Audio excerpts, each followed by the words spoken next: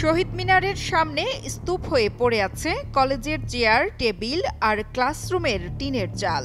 অভিযোগ রয়েছে তারেক রহমানের বন্ধু কামাল হোসেন নামে এক ব্যক্তি কলেজ ভাঙচুরের পর লুটপাট করেছে। শনিবার সকালে সিরাজগঞ্জের রায়গঞ্জ উপজেলার সলঙ্গা থানার দাঁতপুর জিআর ডিগ্রি কলেজে এ ভাঙচুর ও লুটপাটের ঘটনা ঘটে। অভিযুক্ত কামাল হোসেন নিজেকে বিএনপির ভারপ্রাপ্ত চেয়ারম্যান তারেক রহমানের বন্ধু পরিচয় দিয়েছেন এলাকায়। গতকাল আমাদের কলেজে কিছু লোকজন এসে হঠাৎ করে ভাঙচুর শুরু করে। তারা দাবি করে এই জায়গাটা নাকি তাদের জায়গার উপরে আমাদের এই কলেজটা স্থাপিত।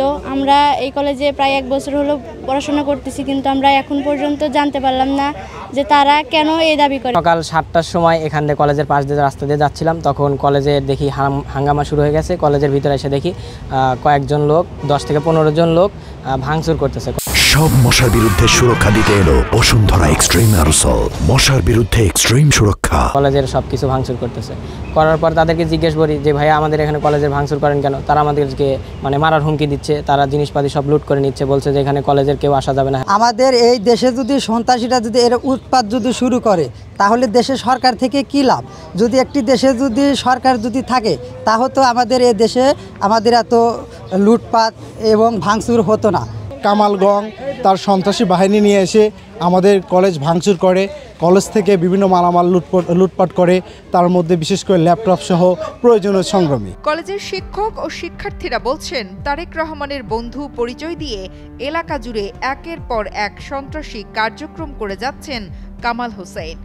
গত 26 এপ্রিল ভোরে কামাল হোসেন সহ 15 থেকে 20 জনের একটি সন্ত্রাসী দল দেশীয় অস্ত্র নিয়ে কলেজে হামলা চালায়।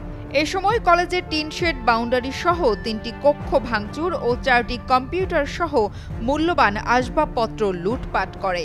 এই তারেক জিয়ার বন্ধু পরিচয়ে এই কয়েক মাসে যে অন্যায় অত্যাচার এবং সন্ত্রাসী কার্যকলাপ করতেছে, মাননীয় প্রধান উপদেষ্টা এবং স্বরাষ্ট্র উপদেষ্টার দৃষ্টি আকর্ষণ করে বলছি, যে কারণে আমাদের দেশের ছাত্র জনতা জীবন দিল, রক্ত দিল, সেই রক্ত শুকানোর আগেই আবার ফ্যাসিস্টের জন্ম নিচ্ছে। আপনাদের কাছে অনুরোধ, এই ফ্যাসিস্ট, এই সন্ত্রাসী একে আইনের আওতায় নিয়ে আসা হোক। এই ঘটনার প্রতিবাদে রোববার সকালে দাঁতপুর জিআর ডিগ্রি কলেজে সংবাদ সম্মেলন করে কলেজ কর্তৃপক্ষ। এ সময় জানানো হয়, ভাঙচুর ও লুটপাটে কলেজের অন্তত 10 লক্ষাধিক টাকার ক্ষয়ক্ষতি হয়েছে। কলেজের সকল কার্যক্রম সুষ্ঠুভাবে পরিচালনা করার স্বার্থে প্রশাসনের কাছে এই ঘটনার সাথে জড়িতদের গ্রেপ্তারের দাবি জানানো হয়। অস্ত্র নিয়ে 15-20 জনের এক দল সন্ত্রাসী আমাদের অত্র কলেজে হামলা, ভাঙচুর ও লুটপাট করে। তারা প্রথমে আমার কলেজের নাইট গার্ড মোহাম্মদ রোস্তম আলীকে অস্ত্রের মুখে জিম্মি করে অত্র কলেজের পশ্চিম পাশে টিন শেডের বাউন্ডারি, 3টি কক্ষ, কম্পিউটার ভাঙচুর করে। দুর্বৃত্তমূলক কাজের সুষ্ঠু তদন্ত সহ উক্ত কামাল হোসেন সহ সকল সন্ত্রাসীকে দ্রুত গ্রেপ্তার করে আইনের আওতায় এনে আপনাদের মাধ্যমে বিচারের জোর দাবি জানাচ্ছি।